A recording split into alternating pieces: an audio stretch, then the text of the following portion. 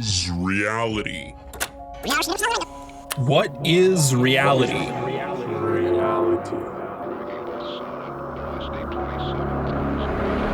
What is real? How do you define real? If you're talking about what you Can feel, what you can smell, what you can taste and see, then real is simply electrical signals interpreted by your brain. Electrical signals Reality, due to what we now consider the holographic universe principle, is this conscious, sensitive medium that we are sort of wandering around in, that we're not separate from, that we're a part of. We ask the question, to what extent can we control these things? What the hell is reality? What the hell is reality? Newtonian physics has done a great job of allowing us to, build a better mousetrap, but we still don't understand consciousness, the stream of information. Welcome to Beyond Possibilities. Today, we're talking about reality. A disclaimer for all of you listening to this information, and really to any other information out there. All what you are about to hear is part of my own opinions and knowledge gathered from different philosophies. I'm not claiming to be saying any absolute truth. The same way you should not think what you already know is also absolutely true. You have the power and freedom to make your own conclusions and create your own truth, as long as it doesn't harm or disrupt the freedom of others. So what's reality? The real reality is real and not real at the same time. This concept is hard to understand. The whole question has to be taken seriously. If you don't think of this question as a deep transformational concept, then you won't be able to overcome the surface layers of basic understanding and denial. Take into consideration that the way we present the question itself is an obstacle, because the essence of this idea has to be transmitted with the use of language. And with it comes all the associated problems of duality, which is one of the principles Zen Buddhism tries to overcome. The fact that to communicate this idea I need to use language already degrades the real information I want to transmit. The word reality can be interpreted by many of you as a slightly different thing, depending on your education, culture, experiences, and so on. So after you understand these margins of error, you might have a better idea of what else could be hiding around the corner that you cannot imagine right now, and open your mind even more to other possibilities.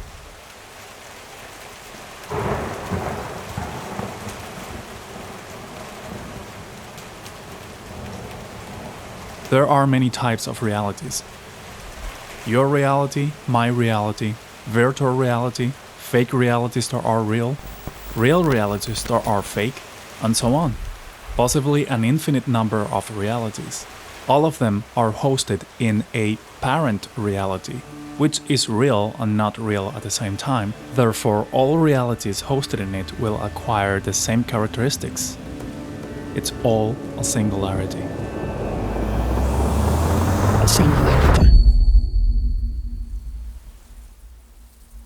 What does it mean that reality is real and not real at the same time? As a mathematical expression, if you have plus infinite and minus infinite, both will cancel each other and be a perfectly balanced singularity, zero. But if you think about it, zero is supposed to represent nothing, but it still exists. So it is not really nothing. It is real somehow. With that in mind, there is only one zero, the original source, and everything you see is derived from that. It's a fractal. So if you want to know what God is, the answer can be zero. God is zero, or at least that's a mathematical expression of it. But you are made of the same fractal information. You are also a zero. Any other number you think about comes from the source. The number analogy, I think, works quite well if you know the basics of mathematics. In this mathematical analogy, it is not possible to have different zeros. There is just one, the originating point. That's why our separation from the source is an illusion, because you are the source. And when you look at another person, you're actually looking at yourself. Even when you look at the universe and or any singular thing within it, you're looking at yourself. What if I told you that what you normally call reality is just a game within an infinite number of games? You can also use the term simulation. And it doesn't matter if it's a simulation, because what really matters is what you learn from it, the experiences you have in it, the people you meet, help, and share with. It doesn't matter if it's all a simulation. The data produced in the simulation is what we look for, meaning the experience, the lesson. Many people think that the idea of a simulation is somehow reductionistic, and it means that if your life is in a simulation, then it is not real.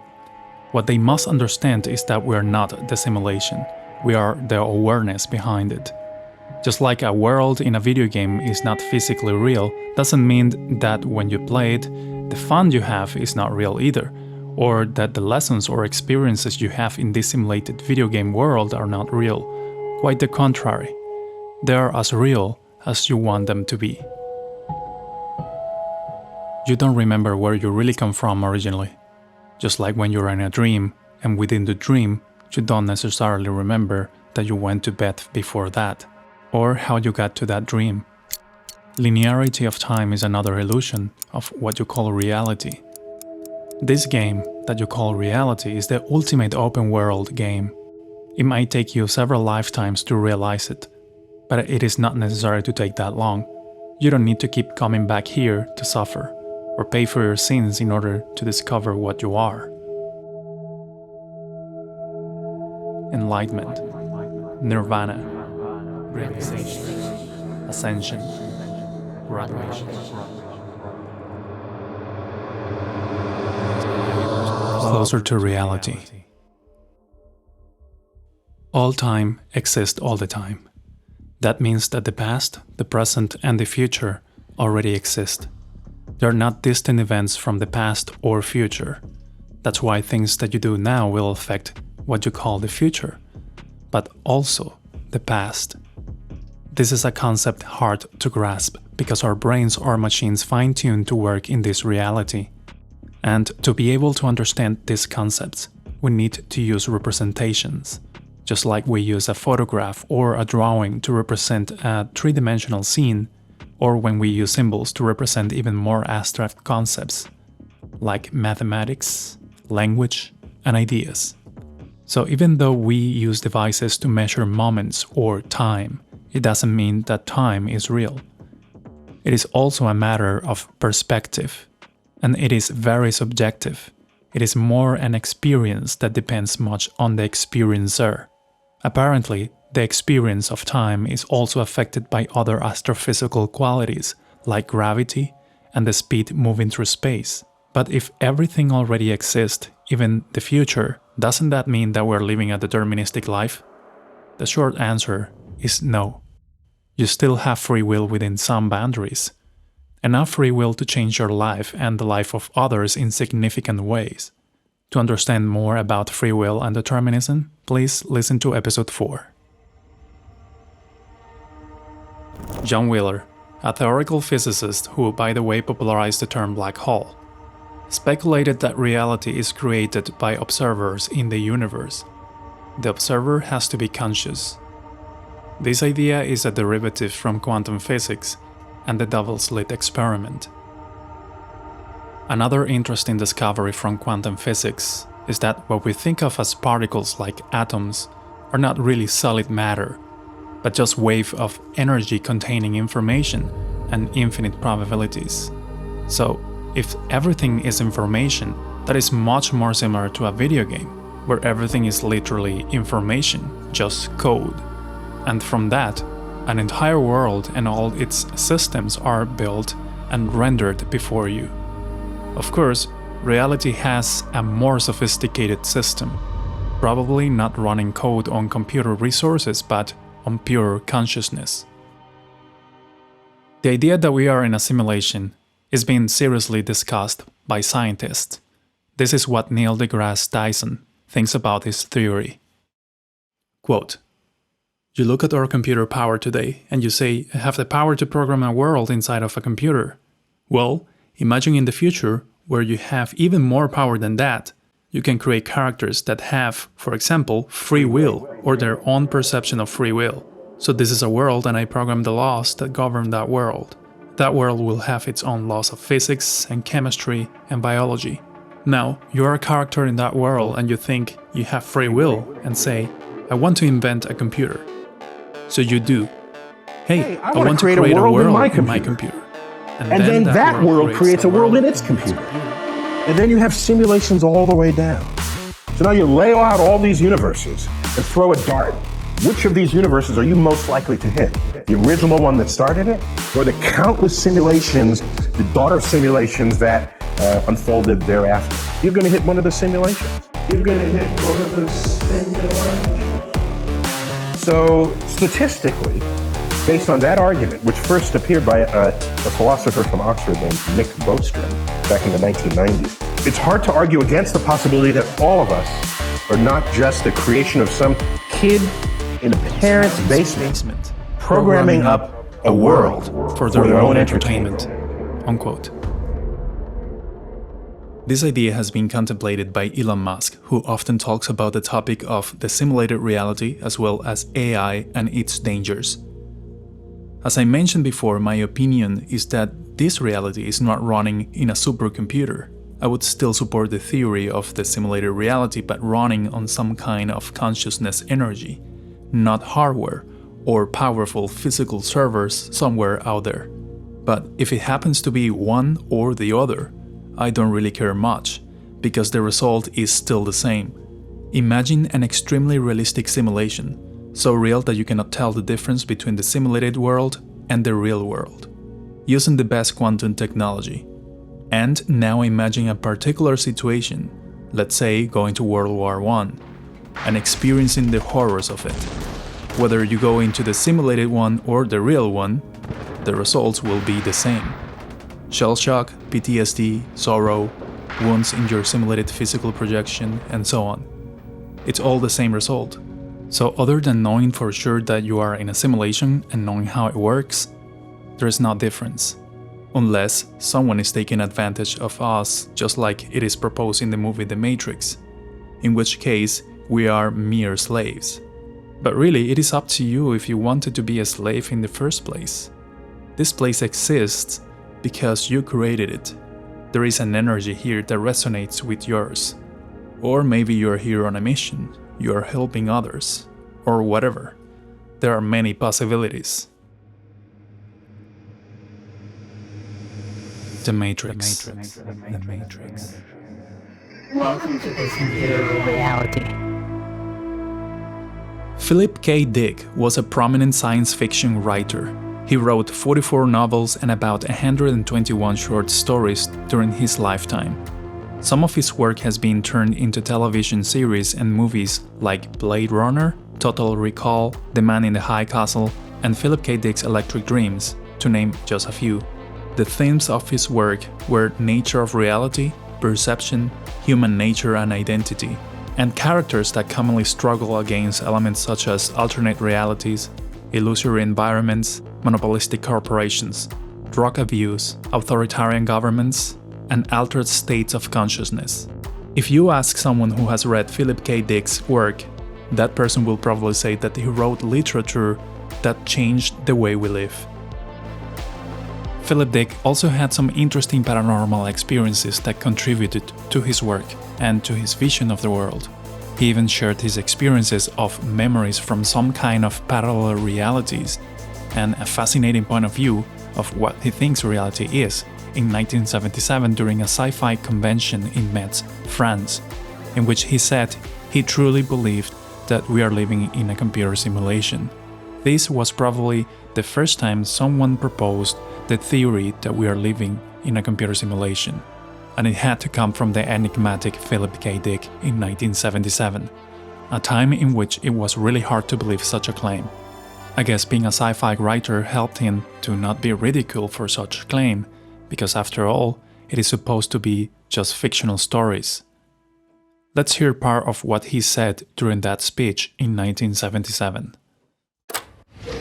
You are free to believe me or to disbelieve, But please take my word on it that I am not joking. This is very serious, a matter of importance.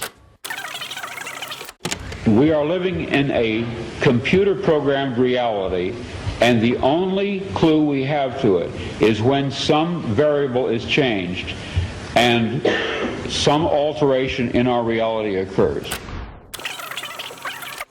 People claim to remember past lives. I claim to remember a different, very different present life. I know of no one who has ever made this claim before, but I rather suspect that my experience is not unique.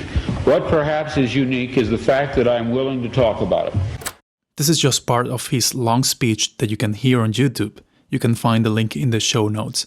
But what he was talking about seems to me very similar to the Mandela effect. I will repeat again what he said. Quote, "We're living in a computer-programmed reality, and the only clue we have to it is when some variable is changed and some alterations in our reality occurs." Unquote. That alteration he's talking about happened with the Mandela effect, where in 2009 a lot of people began to remember the funeral of Nelson Mandela happening many years ago, but he was actually still alive in 2009. So people were confused. This also extended to other events, and more people started to realize this kind of so-called glitches in reality. Could these glitches be the clues that Dick talks about? I will encourage you to do your own research. I'm just connecting the dots of ideas and showing you that. So please be careful with how you interpret this information, not only from this podcast, but even the information you gather out there, whether it is from books, the internet, or people. Welcome to this computer reality. Welcome to the simulation.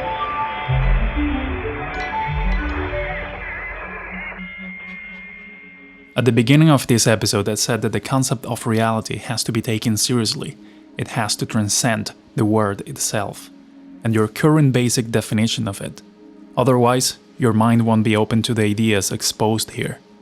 If we usually define our reality as the state of things as they actually exist, as opposed to an idealistic or notional idea of them, as defined in the dictionary, I would say it is a very basic definition, which is also deceiving. Scientists use sensors to measure reality and quantify it, so we can have a better idea of how everything works from the smallest details. The problem started when we began measuring very tiny particles. When you look at the very, very tiny particles like electrons, there's no way to know exactly what it is. Do yourself a favor and look up the Heisenberg uncertainty principle, which is also tied to quantum physics, and that's when we discover the effect of the observer over matter, especially with the double-slit experiment. The irony of all this is that we use sensors and instruments made out of the same materials we're trying to study. Imagine a self-aware Minecraft character trying to understand its reality with tools crafted out of the same elements of that reality. How far do you think it will get? And there is another thing to consider, which is the tiny strip of reality we are able to perceive with our senses, meaning that we can only see a very small spectrum of light, hear a small band of frequencies, and so on. And that's why we use sensors to expand that perception, to be able to see beyond. But we're still limited by our technology, but mostly by our understanding. Charles Fort once said, quote, "If there is an underlying oneness of all things, it does not matter where we begin, whether with stars, or laws of supply and demand, or frogs, or Napoleon Bonaparte. One measures a circle, beginning anywhere." Unquote. Charles Fort was an American writer and researcher who specialized in anomalous phenomena, another character with interesting ideas about this topic that you can research. The information era in social media. What do the information and social media have to do with reality? Well, ultimately, whatever you assume to be real is just an interpretation that goes through our filters of emotions, beliefs, experiences, and character. Your actions depend on your surrounding information. You build your perception of reality upon the processing of that information. In 1938, a radio broadcast by Orson Welles and his Mercury Theatre on the Air performed a radio adaptation of The War of the Worlds, a 40-year-old novel by Gerber G. Wells, which they converted into fake news bulletins describing a Martian invasion of New Jersey. Ladies and gentlemen, it's indescribable. I can hardly force myself to keep looking at it. It's so awful. The eyes are black and they gleam like a serpent. The mouth is kind of deep. Some listeners mistook those bulletins for the real thing and did anxious phone calls to police, newspaper offices, and radio stations. The panic spread that night among the listeners of that radio broadcast, although it is not clear how big the audience was. But the impact was big enough to make Orson Welles on the front page of newspapers throughout the nation the next morning. This was caused by a 1-hour broadcast. Now imagine what a bombardment of negative news can do to the masses on a daily basis worldwide. Not only negative news, but also fake news, biased news, selective news, and all the flavors you can imagine. And social media is not here to help.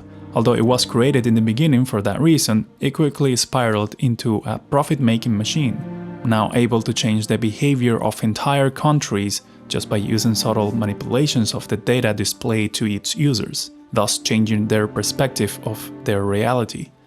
This is not limited to Facebook or Meta, Instagram, TikTok, and YouTube, but the same behavior can be found in search engines like Google, where even when you search for a term, the results vary depending on your location and user profile. Basically, when you go online and search for some information, you'll get what you want to hear, which is a confirmation bias. The algorithms are optimized to serve the information to keep you engaged, especially when you use Google or social media in general. You're not exposed to other opinions contrary to your beliefs, and if that happens, is to engage you in a negative way. And most of us are too lazy to look for other sources of information to get at least a wider narrative. And that's when the polarization starts.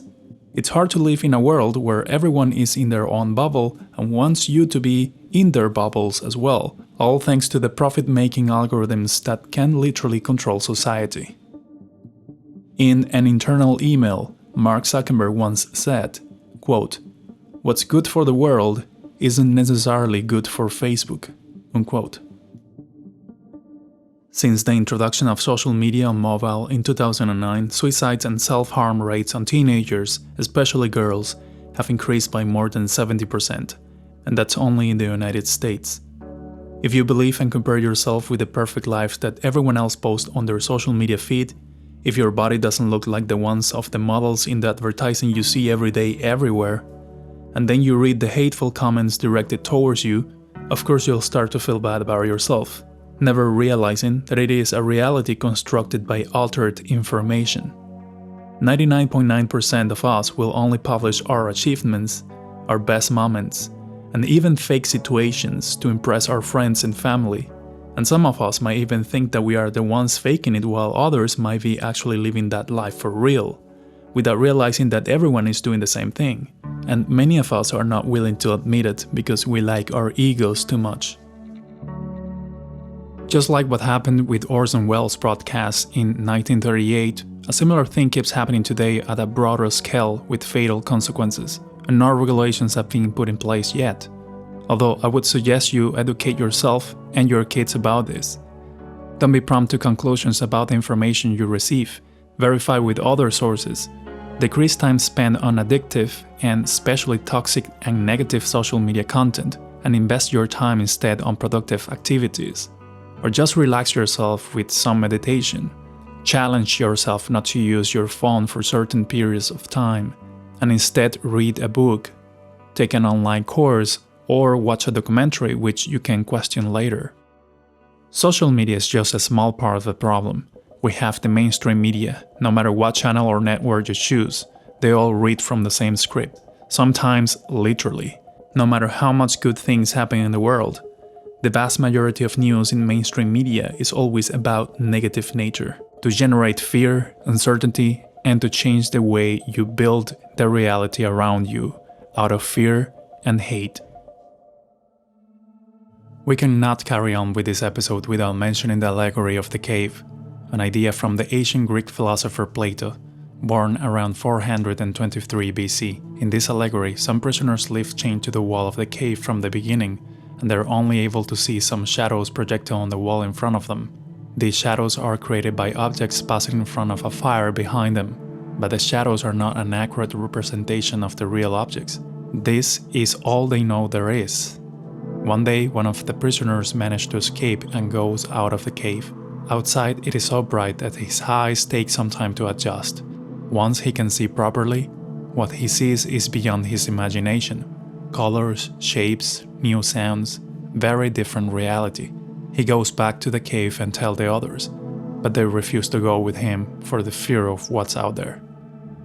That was a short version of Plato's allegory, but it depicts the same problems we all have with reality, only they are a bit more complex, but in essence is the same. So if you ask the question, what's reality? It implies a dualistic answer, and as long as you keep looking at the world with dualism, it's not the ultimate real world, but a copy of it. Today's recommendation is a classic, the movie The Matrix. If you haven't seen it, please do. And if you have, then try to pay attention to details this time and look at it from a different perspective. If you enjoyed this episode of Beyond Possibilities, remember to subscribe. That's the best way to support this channel to grow, and it's a great incentive for me to create more content. Also check out Astra Podcast Beyond Possibilities, available in most podcast directories.